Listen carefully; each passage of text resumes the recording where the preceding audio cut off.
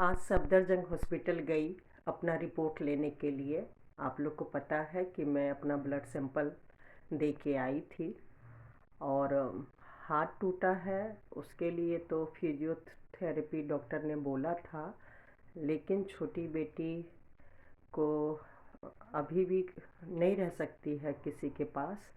तो मेरे सामने तो नानी के पास रह लेती है, खेल लेती है नाना नानी के पास, लेकिन अगर मैं चली जाऊँ थोड़ी देर के लिए भी कहीं तो बहुत रोती है।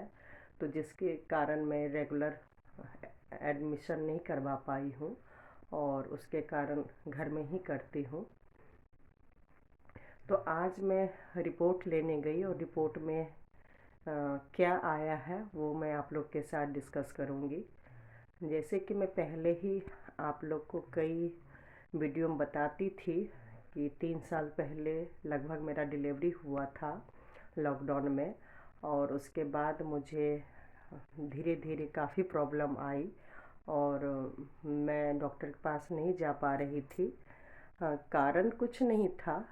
वैसे तो चाहे कंसीव हो, चाहे हस्बैंड का इलाज हो, चाहे कोई भी रिलेटिव का हो, मैं एम्स में जाके काफ़ी ट्रीटमेंट करवा चुकी हूँ। तो इस बीच में भी मैं अपना करवा सकती थी, लेकिन सिर्फ एक प्रॉब्लम था कि छोटी बेटी किसी के पास रहती नहीं थी, किसी को जानती नहीं थी। और बड़ी बेटी और हस्बैंड को मतलब साथ में तो हम लोग रहते थे, लेकिन अब तो फिर भी रह लेती है। पहले वो मेरे बिना अपने पापा के पास भी नहीं रहती थी और दीदी के पास तो बिल्कुल भी नहीं रहती थी। लेकिन अब थोड़ा थोड़ा आदत बना है।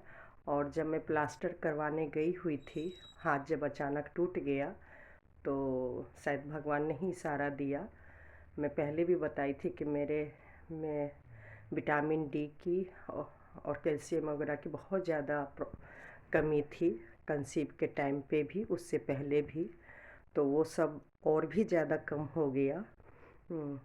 तो जिसके कारण मेरा मतलब मैं गिरी थी, लेकिन हाथ इतना टूटने का मतलब ही नहीं होता। लेकिन मेरे शरीर में विटामिन डी और कैल्शियम की बहुत ज़्यादा कम मात्रा है, रिपोर्ट में आई है। और भी रिपोर्ट में कुछ प्रॉब्लम आई है, तो वो सब भी मैं आप लोग के साथ डिस्कस करूँगी। तो बस उसके लिए मैं अभी भी अकेले ही इलाज करवा रही हूँ। हस्बैंड के अभी भी मुहूर्त नहीं निकले हैं।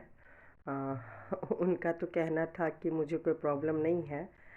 सही में शायद फिजिकली देख के कोई नहीं कहेगा कि मुझे इतनी बड़ी प्रॉब्लम हो गई है। लेकिन 3 साल से मतलब मैं चाह रही थी, और मतलब मैं चाह रही थी कि हस्बैंड भी अपना इलाज करवाए और मेरा भी करवाए। तो वो खुद भी नहीं जाते हैं और मेरा भी नहीं करवा रहे हैं। ये सब ऐसा क्यों हुआ? सच बोल रही हूँ, मुझे पता तो चल गई है और धीरे धीरे मैं डिस्कस करूँगी। अभी थोड़ा सा मैं समझ नहीं पा रही हूँ क्या सही है क्या गलत है, और मैं क्या आप लोगों के साथ शेयर करूँ और क्या नहीं करूँ। थोड़ा सा मैं भी डर गई हूँ कि सच में ऐसा दुनिया में होता है क्या। तो आप लोग समझ सकते हैं तो कमेंट्स करके बताइएगा कि मैं किस तरफ इशारा कर रही हूँ। मुझे बहुत कुछ पता चल गया कि आखिर मेरे हस्बैंड ऐसा क्यों कर रहे हैं। एक वाइफ हो के बिजनेस दुकान दिला रही है, वो भी वो क्यों नहीं खरीद रहे हैं, नया बिजनेस क्यों नहीं कर रहे हैं।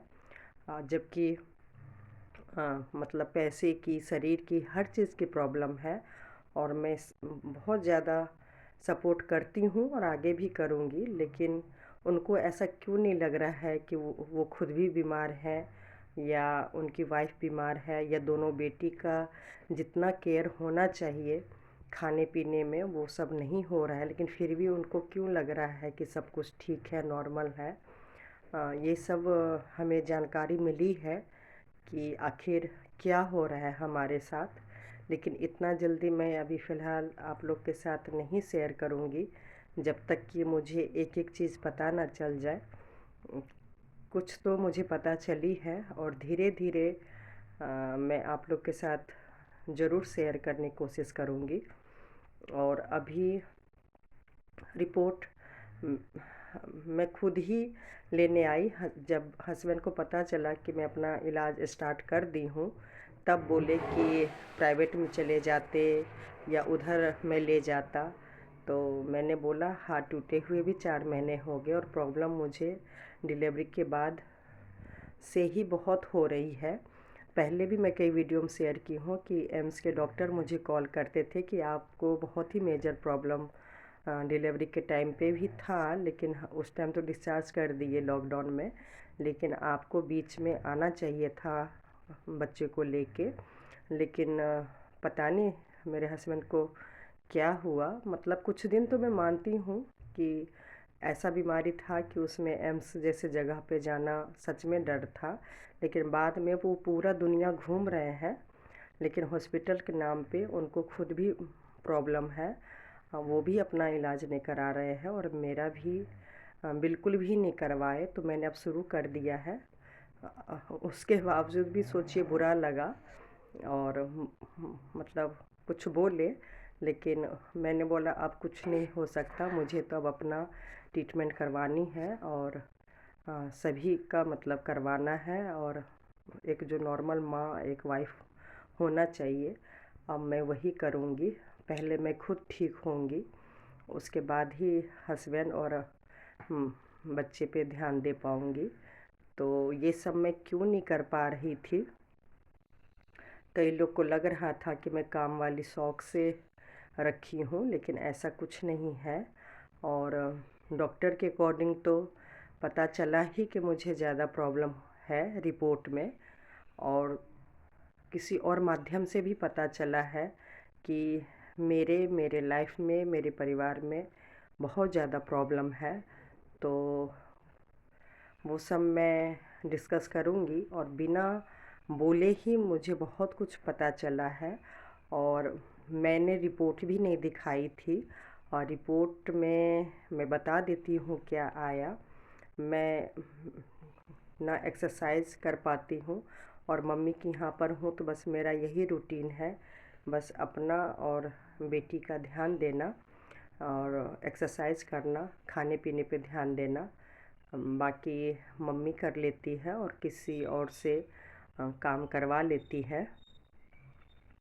तो मेरा शरीर देख के आप लोग अंदाज़ा नहीं लगाएंगे, मुझे भी यकीन नहीं हो रहा था। लेकिन जब रिपोर्ट आई, रिपोर्ट में मतलब होमोग्लोबिन 6.3 है।